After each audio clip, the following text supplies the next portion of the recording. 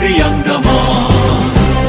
Kementerian Agama Republik Indonesia ikhlas beramal jadi semboyan, layani umat membangun bangsa.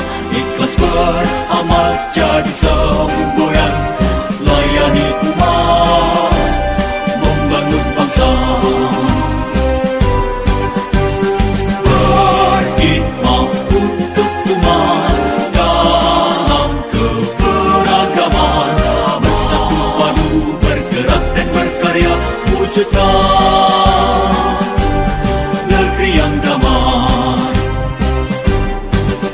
Berkhidmat untuk umat, membina, membimbing dan mendidik, wujudkan masyarakat taat beragama, wujudkan masyarakat sejahtera lahir dan batin.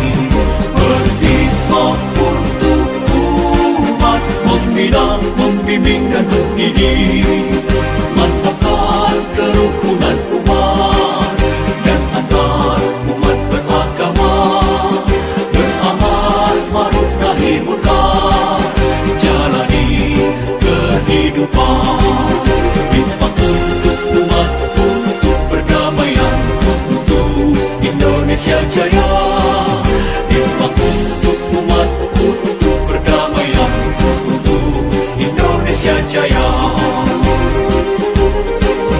Berkhidmat untuk umat, membina, membimbing dan mendidik, wujudkan masyarakat taat beragama, wujudkan masyarakat sejahtera lahir dan batin.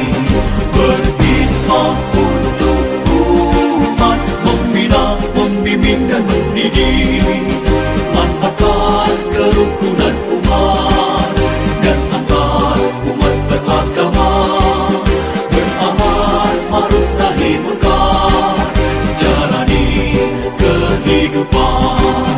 Khidmat untuk umat, untuk perdamaian, untuk Indonesia Jaya. Khidmat untuk umat, untuk perdamaian, untuk Indonesia Jaya. Indonesia Jaya.